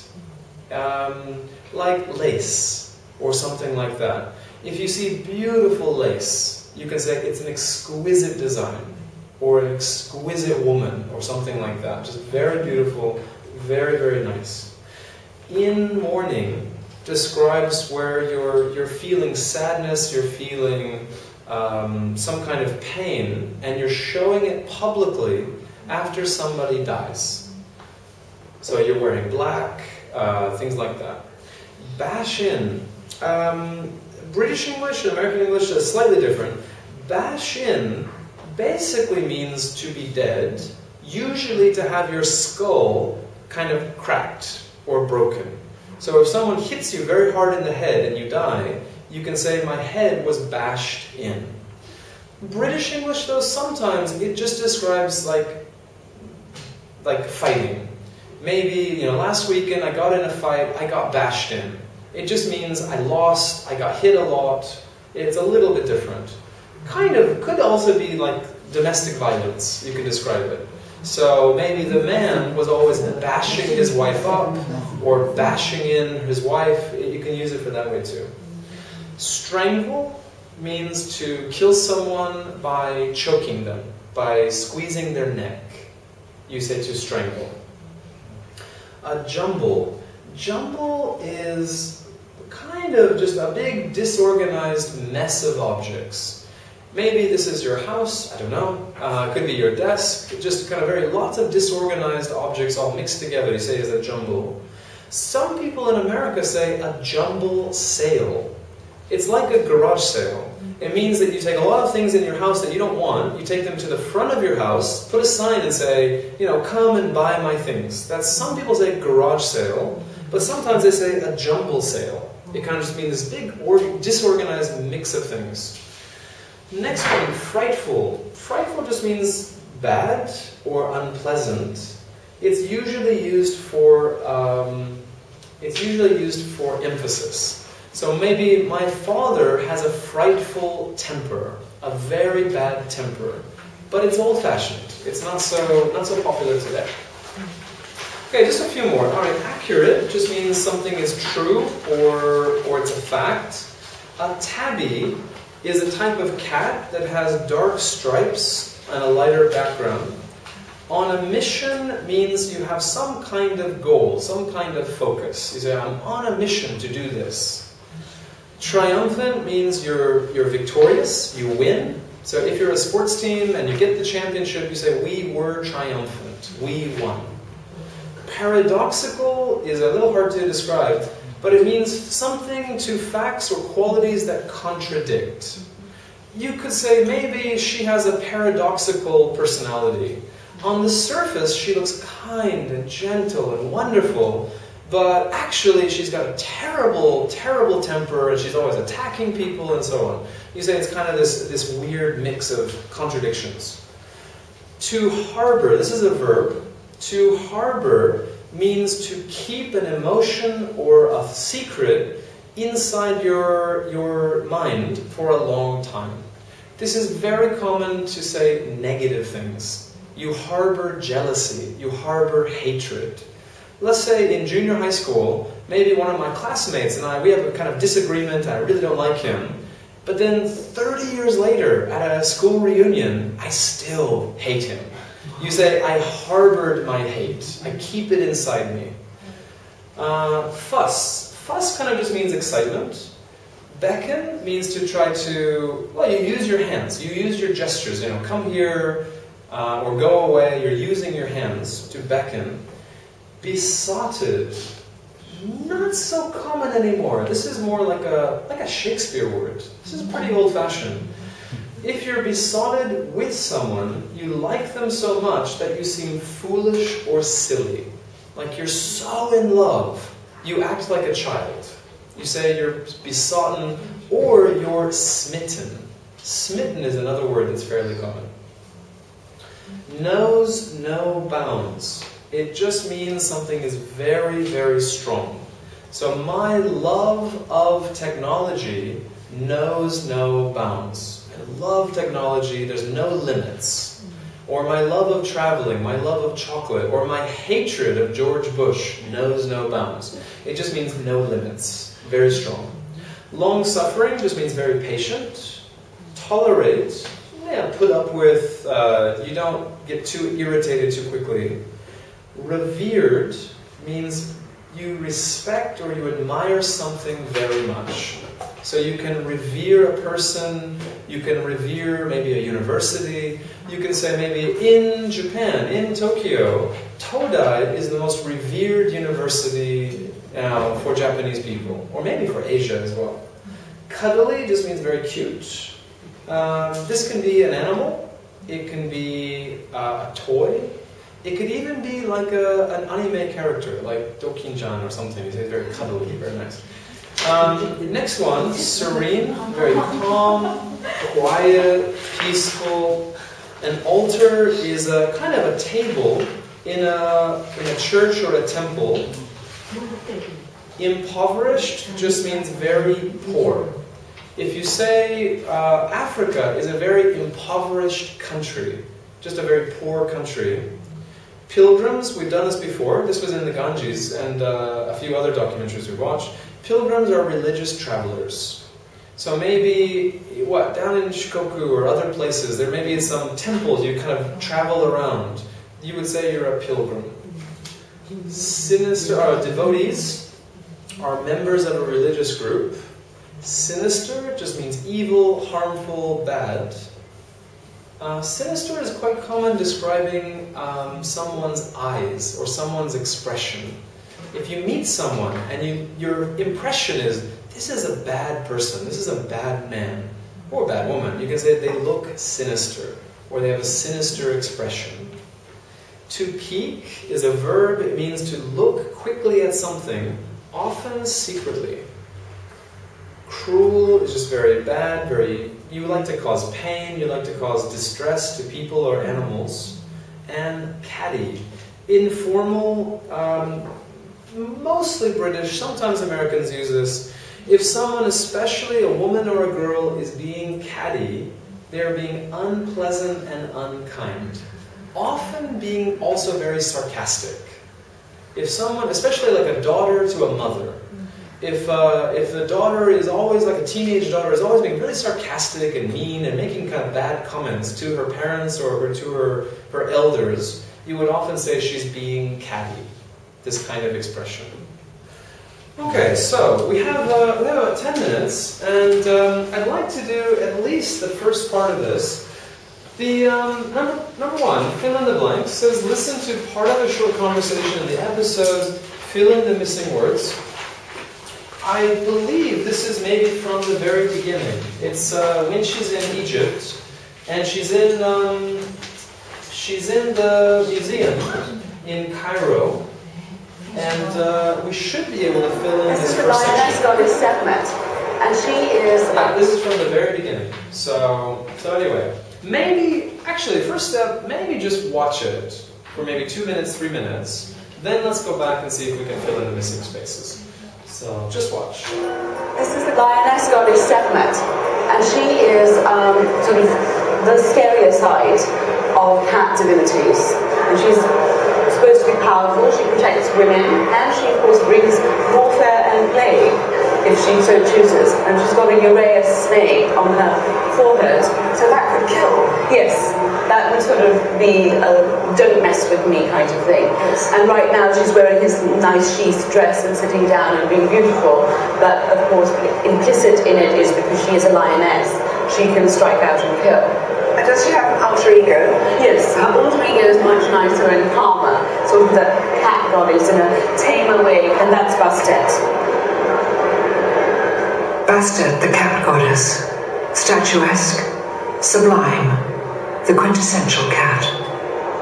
Bastet was the symbol of love and beauty and music, and basically self-indulgence, as you'd expect from a cat. So this is the kind of goddess a lot of people would be having in their house shrines. But look at these ones up here, these are just exquisite. They're fabulous. They're terribly lifelike. I've seen cats looking just like that. Do you like cats? I do like cats. I'm allergic to them, but I like them. In ancient Egypt, pet cats were adored. When everyone died, the entire family would shave their heads in mourning. But not all cats were pets.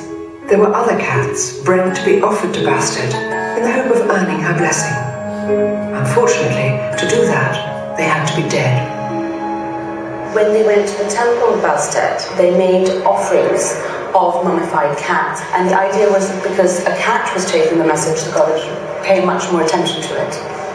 And were these tame cats or cats around the temple? How did they get the cats for the mummy? They probably bred them in catteries, and you would have thousands and thousands of cats there. We have x-ray of them, so you get a sense of what's inside, and it's really quite surprising. What is a bit awful about this particular one is the neck has been broken, because they couldn't always wait for cats to die. So we have some cat mummies where their heads have been bashed in or they've been strangled. Little cat. That one's an interesting one, because, oh my god, what is it? Well, you can see it's a jungle. When they didn't have enough cats, they would just gather up a few bones and mummify that and make it look beautiful, like a cat should be. So that's... Is this sort of cat hamburger, if that doesn't sound too frightful? Do you know what I mean? It's sort of just so chopped up and made into a shape. That's very accurate, though. It certainly looks that way. What's the Egyptian word for cat? Meow.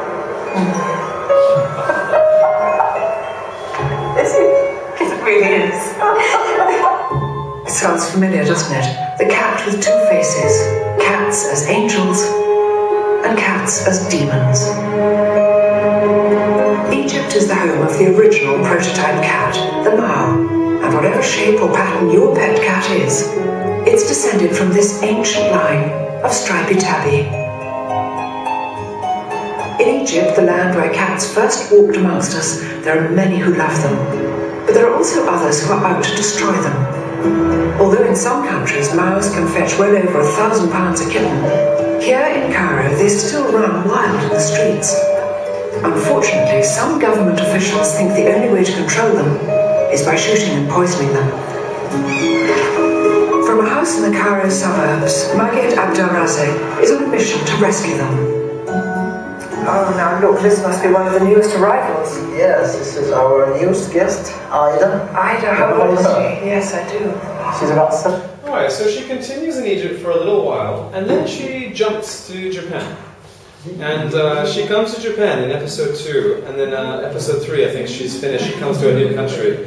Because, of course, Japan has a lot of history with cats, a long history with cats. And a lot of shrines and so on, that neko that's kind of, you know, beckoning to come here, and then, you know, the cat cafes and all those kind of things. Well, let's go back. Let's see if we can fill in this missing space, this part, from the very beginning. So I think this is the lioness, or the lion goddess Sekhmet. So anyway, let's go back, see if you can fill in the missing spaces, missing words.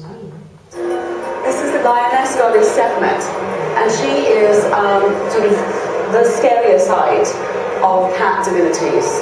And she's supposed to be powerful, she protects women, and she of course brings warfare and plague if she so chooses. And she's got a Uræus snake on her forehead, so that could kill. Yes, that would sort of be a don't mess with me kind of thing. Yes. And right now she's wearing this nice sheath dress and sitting down and being beautiful, but of course implicit in it is because she is a lioness, she can strike out and kill. And does she have an alter ego? Yes, her alter ego is much nicer and calmer, sort of the cat goddess in a tamer way, and that's Bastet. And let's try again, let's try one more time. This is the lioness goddess Sekhmet, and she is sort of the scarier side of cat divinities. And she's supposed to be powerful, she protects women, and she of course brings warfare and plague if she so chooses. And she's got a Uræus snake on her forehead, so that could kill. Yes, that would sort of be a don't mess with me kind of thing. Yes. And right now she's wearing this nice sheath dress and sitting down and being beautiful, but of course implicit in it is because she is a lioness, she can strike out and kill. And does she have an alter ego? Yes, her alter ego is much nicer and calmer, sort of the cat goddess in a tamer way, and that's Bastet. Alright, with your partners, check and see how many you were able to catch, and then we'll check afterwards. So see how many you were able to get. Okay. Okay, so let's go ahead and check. Number 1, lioness. Number 2 should be scarier. So scarier. Number 3 should be of course.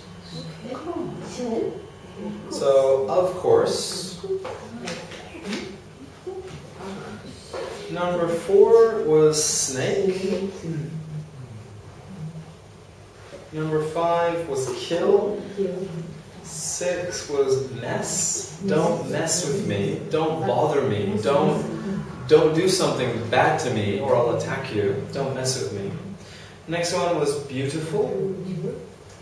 Next one was lioness, again.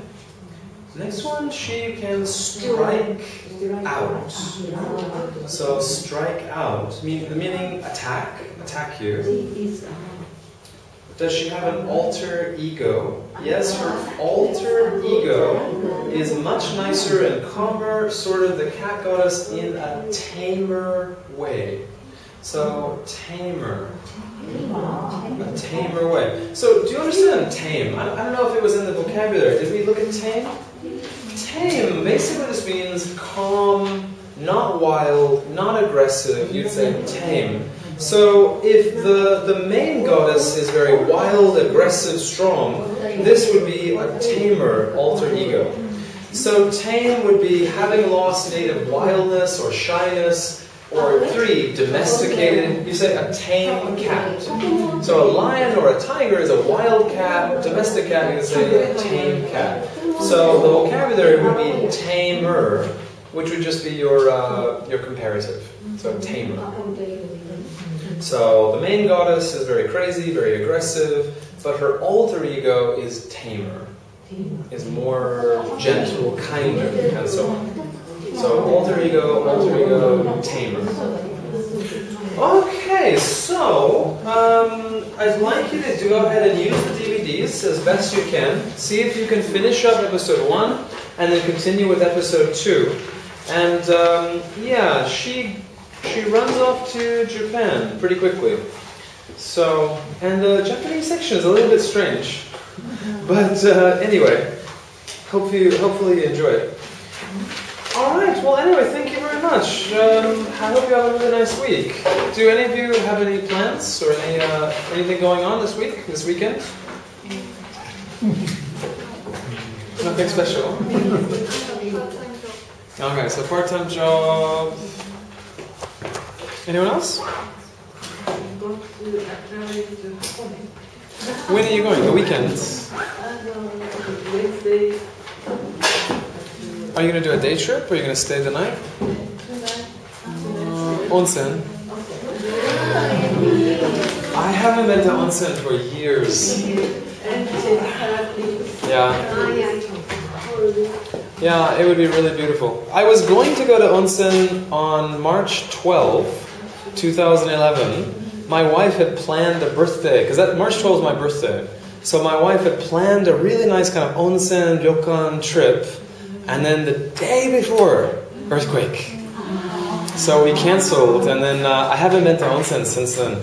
So enjoy, have a nice trip. I'm very jealous. So, alright, anyway, have a nice day. I'll see you next week. And yeah, good luck.